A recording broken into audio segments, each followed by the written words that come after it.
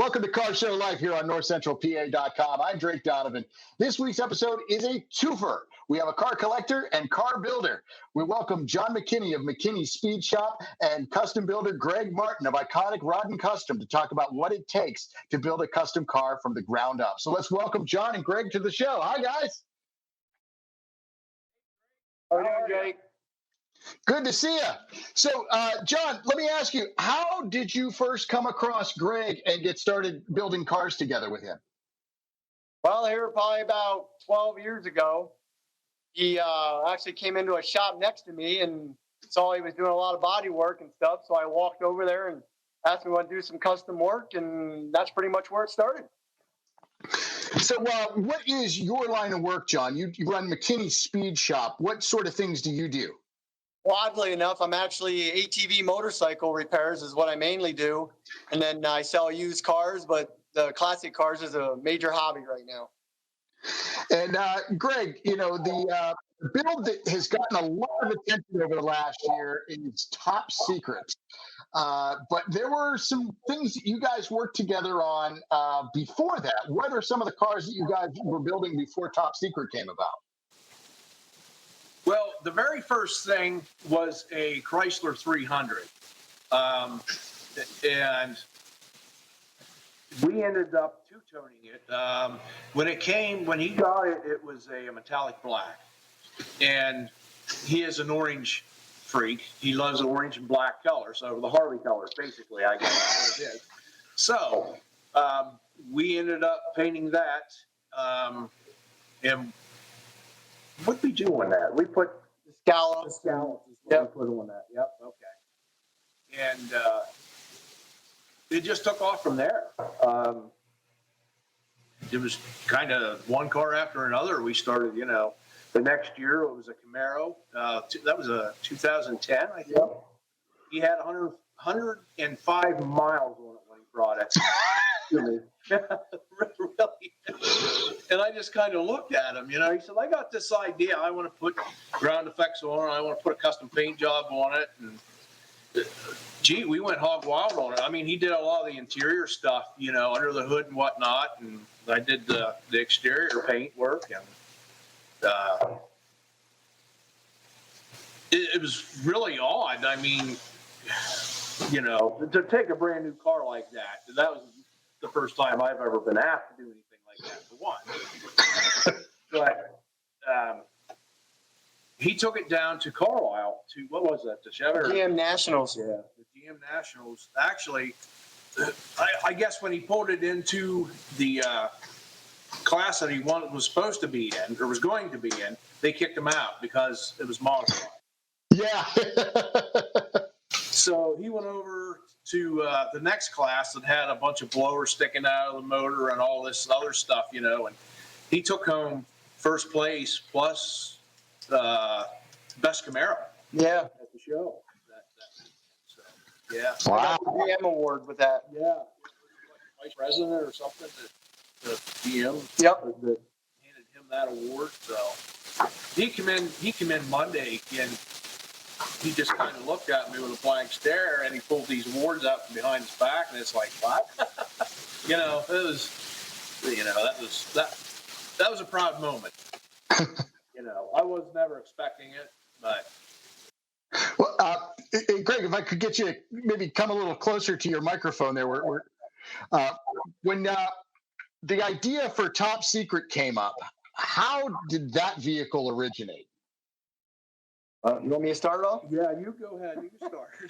Well, it's been almost 2 years now, and it was about 2 weeks before Thanksgiving, and I was doing some internet shopping and stuff like that, and I come across this guy, and I started, talking to him, and he had built this twin engine out of this weird vehicle, and I started saying, well, what can I do with this thing if I bought it from him? So I decided to buy this thing. So that day, I send a text and stuff to Greg and say, hey, look, got a new project. What do you think we could do with this? First thing we thought was nice rat rod. We're like, okay, let's go with the rat rod theme. So he sends me this picture of a pickup truck with a bed, with the twin engines, and I was like, well, that's cool. Let's go. So then the very next day, which was the day before Thanksgiving, I got online, and there was a guy up in Wisconsin selling a truck bed and box. And it was the exact same picture he sent me. So I was like, well, this is a good starting point. I drew this picture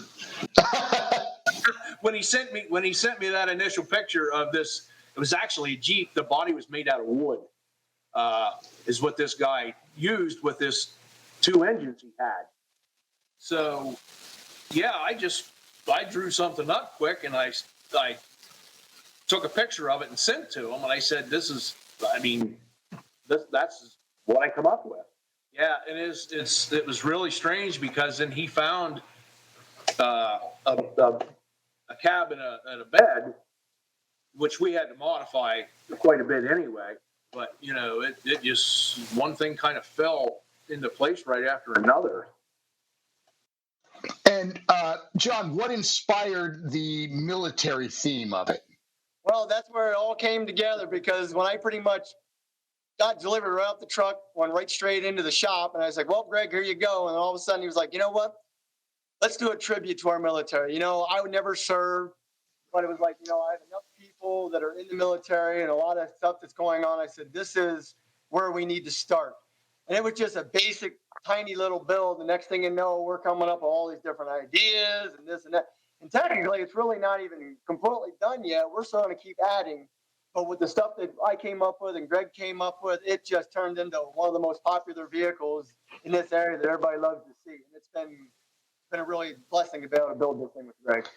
That's one of the things I was very curious about. If either of you two were former military or had military folks in your family, because it is such a great execution of theme between all the memorabilia that is featured on the vehicle, as well as the ways you've incorporated things, the Gatling guns for the side dump exhaust, the bullet taillights, all of the POW MIA things that are on there imprinted into the metal, in the doors, in the hood, just everything about it. The LED lights, the red, white, and blue LED lights that are on it. I mean, if you have not seen this vehicle at a show, do yourself a favor. If you see it at a show, go up and look at it, and look at all the stuff that hides in plain sight. I mean, that's one of the things I love when I see a custom car and I see the theme that is so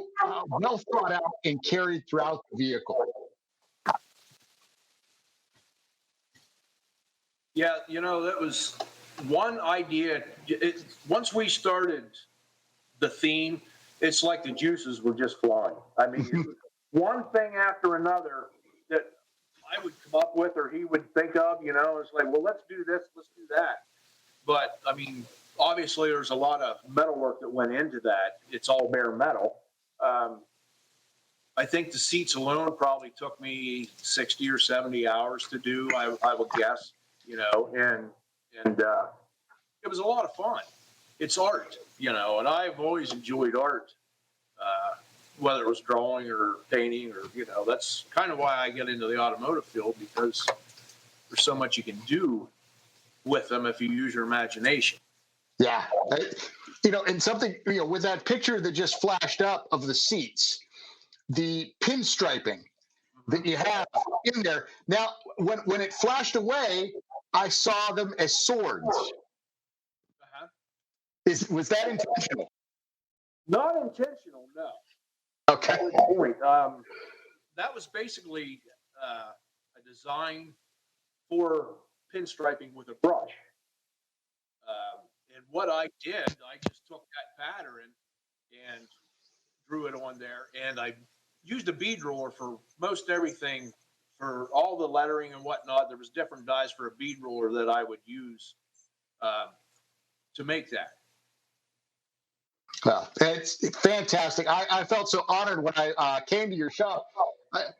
I'm coming in getting an estimate for body work, and hey, let me show you what I got going on in the shop. This is top secret. And I thought, with the name top secret, that I'm a special guest getting to see this. It's top secret, but that's just the name of the vehicle. So, John, you have a car collection. How many cars do you have? Right now I have 17. 17. And what attracts you to a car? Is it the collectability of it, or is it just something that grabs you and says, I got to have that? Well, pretty much something that says, grab me and take me home.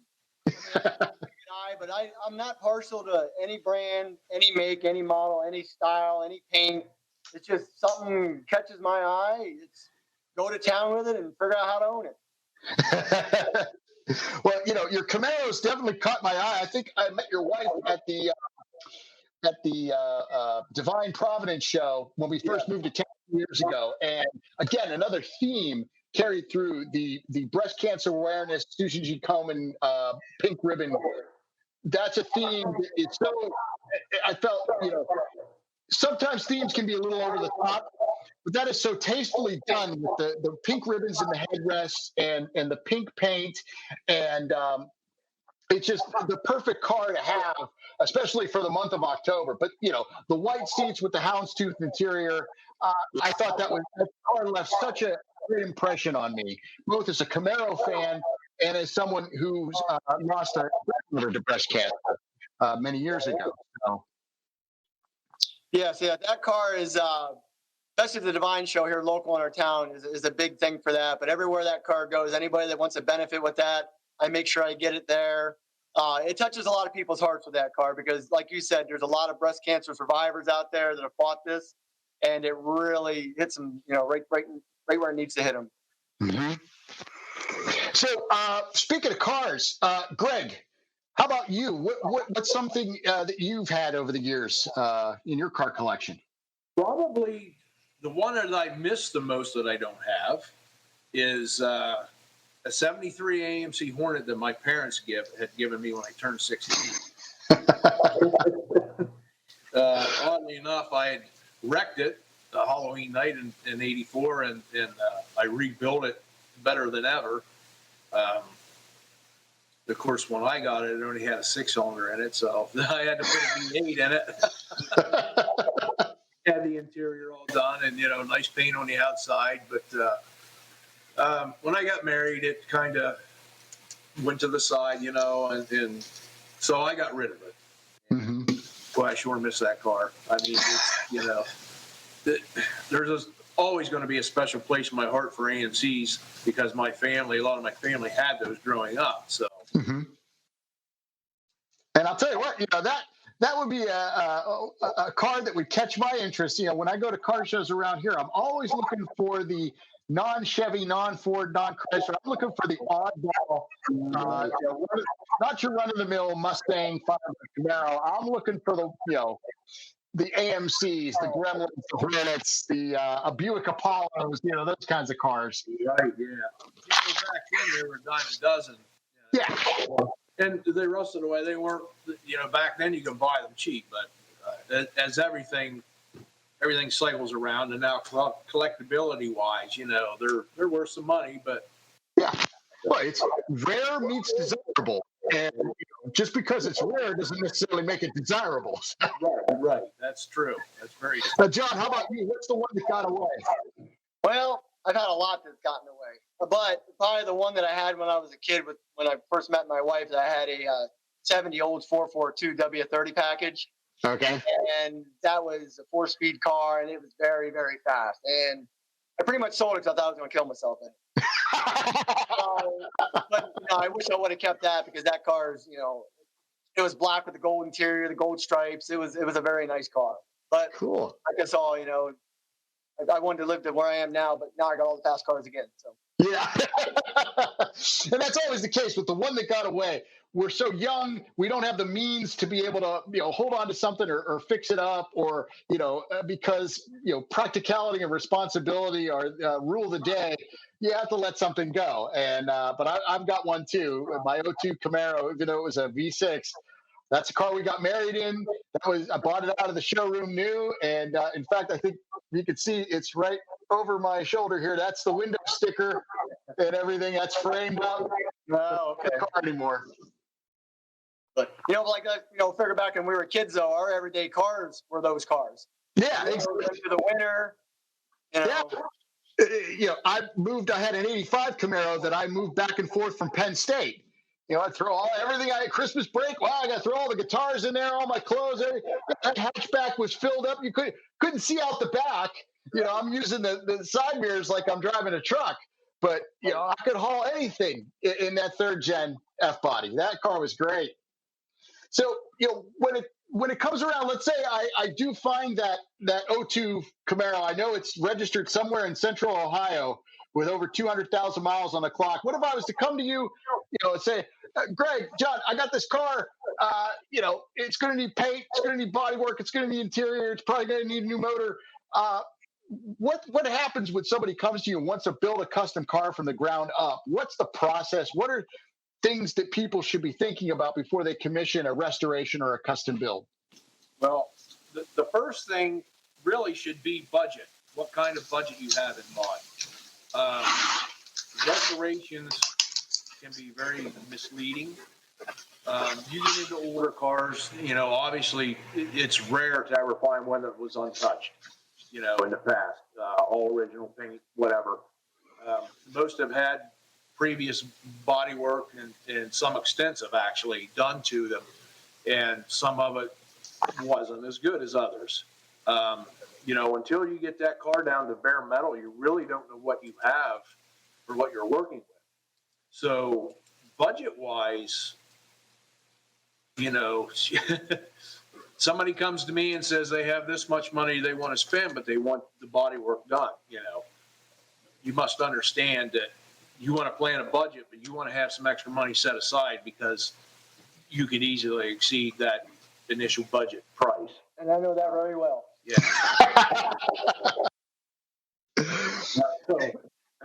Well, and that's another thing that I've always wondered about it. You set your budget, and based on your experience, how often or how much over budget do people tend to go? What's a good ballpark figure for that cushion? Honestly, it could be double depending on what they want or more. If they want frame up, they want a rotisserie restoration. There's a lot of man hours that go into that alone, let alone parts. And in general, it's not uncommon and unheard of to have a couple thousand hours into a car, to make it right. Well, like you guys were saying, Top Secret, the idea started, 2 years ago, and it's still a work in progress because you're still adding things to it. Right, absolutely. And then there's people that along the way, they want to make changes to things. Some of the stuff which we had already done that they decided, well, let's do this. Let's make this a little custom or do something to, but they're the ones that have a bigger budget to work with normally, But the lower end builds, which they can be done, but you have to realize that you're only getting so much for that budget as well. Yeah. You're not going to get, let's say, suspension-wise, you may not get all new suspension parts or bushings, whatever, it's what that budget allows, and safety is a factor as well. So we'll take that into consideration. With that budget, okay, this needs to be addressed first for safety reasons. Mm-hmm. So, whether it's suspension-wise, or whether it's in the body, whether it's a major, part that we really have to have or needs replaced because it's unsafe. This is sounding a lot like when you watch a show on HGTV, like Love It or List It, one of those shows. And we want to build a bathroom. Well, you know what? Your floor is rotted out from under you. You got to give up the bathroom in order to redo the floor joists. Right. Well, you can't build a house without, a firm foundation. So that's really where it starts. The frame and the suspension. Everything else is above that. Yeah.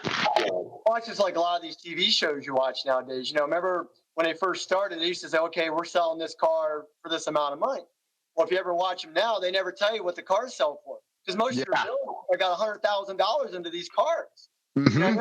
Joe can't afford to buy or build one of them. Yeah. It's, If you look at say Bitch and Rides can dig it custom, Kingdom, yeah. yeah, you're gonna start at $250,000 for a build to go to him, and there's no guarantee that your build's going to end up on the show. That gets picked and choose by producers. I think it's a group effort between Dave and the producers of the show whether your car is going to end up. And some of those cars on that show you don't realize have been in process for 2 or 3 years. Yeah. Now, from when it comes time to build, if you think about it from a standpoint of building a custom home, people can get like a construction loan. Is there any kind of financing you're aware of that's along those lines for building a custom car? No, that's basically on their part. We don't work with any banks to finance, help them finance anything. It's all up to them, what they want to do and where they want to go with it. So depends how big your credit card is. Yeah, you better leave a little room for when they find out all that Bondo under there. Right. Yeah, that the old Bill Cosby bit. Your A-frame's bent. How much did that cost? $1 million. That's about right. So what are some projects that you're working on now? Personal projects or customer projects? Either or. Well, we have a customer. We have a 37 sedan delivery out here that's getting extensive work done to it.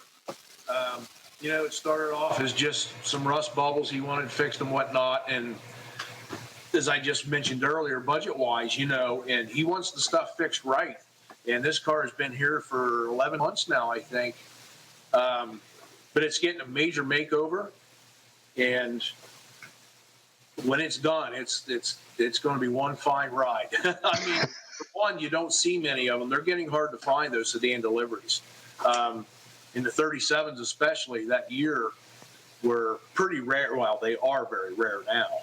So that's kind of a special build, and it's going to be a real cool car when it's done. It's getting there. But I also, for my personal projects, I have a 53 Chevy pickup that is all custom that we've been building. It's actually, we're going to take it to SEMA when it's done. Mm-hmm. Obviously, it won't be this year. It's nowhere near done, and they're not having the SEMA show this year. They're having SEMA 360, in which I did enter top secret into that. Oh, cool. Yeah, it's there. So hopefully, we'll see what it does. But I had to go through a process. But it's pretty cool just to even have it there. Yeah.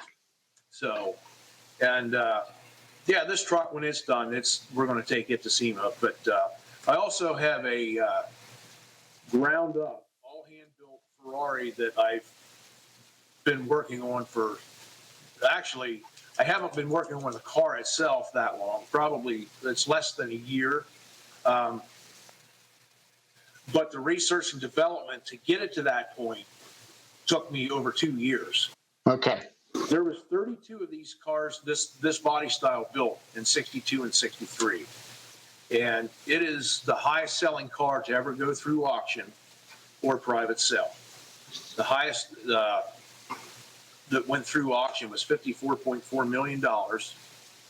And the gentleman that owns WeatherTech, the floor mats and everything, he bought one at a private sale, through a private sale, for $70 million. Wow. Yeah. The car has some historical value to it. The one that he bought, so that's why he ended up paying a little bit more for it. But most everybody's probably watched Ford versus Ferrari. Yeah. And the 250 GTO was the car originally that Ford set out to beat. Mm-hmm. And as I said, there was 32 of these things built, aluminum bodies, and I gathered up all the books and all the information that I can find, and I had to have CAD drawings made up. So we worked on those, and to try to get all the specifications of it as close as possible, wheelbase, total height, car length, everything like that. So that whole process took me 2 years to do and get sent out to a printer that had a printer big enough to print me templates that I could cut the wood out to build the wooden buck just to even start this project. So yeah, it's definitely testing to do. I mean, coach builders are hard to find, and I guess that's what they call them when you build an automobile from scratch. Anybody, they're a coach builder. Yeah. And it's a learning process, and it's an art form, but is it fun? It's a lot of fun just to be able to experience that, Now mine is going to be, I'm not going to have the Ferrari engine in it. I can't afford $160,000 for a V12, the original ones that was in those cars. So yeah, I'm pro stocking mine. Okay. We're running a small block Chevy in it and whatnot, and so it's going to be a little bit different. I mean, there were companies out there that built fiberglass bodies. Mm-hmm. Ferrari put most of those out of business. Trying to duplicate those. Now, just recently, they lost that replication license. Okay. Because it's such a historic car, and so now you can build one without fear of Ferrari coming after you. Yeah. They've had a lot of those replica cars destroyed, and a lot of those businesses put out, through lawsuits and whatnot. But yeah, it's a historical vehicle for sure. Well, that's going to be something when it's done. I think I've seen some photos online of the progress you've made, and I still think you ought to put that out for a wrecked Maserati. That's got a Ferrari power plant in it. Just keep searching the junk cards. You might get lucky for a quattroporte. Well, gentlemen, thank you so much for being on the show with me. I want to just make sure that you give out the information where folks can get a hold of you. Greg for Iconic Rod and Custom, and John for McKinney Speed Shop. How can people get a hold of you? Iconic Rod and Custom sits inside of Martin's Bin Shop and Collision Center, 2595 Lycoming Creek Road. We do a wide range of automotive stuff in here, and I'm even doing some spray on chrome with, for the hot rods and stuff now. So we just keep expanding what we can do, and hopefully growing. And how about you, John? Oh, I'm at McKinney Speed Shop. I'm actually right next to Greg, 2581 Lycoming Creek Road.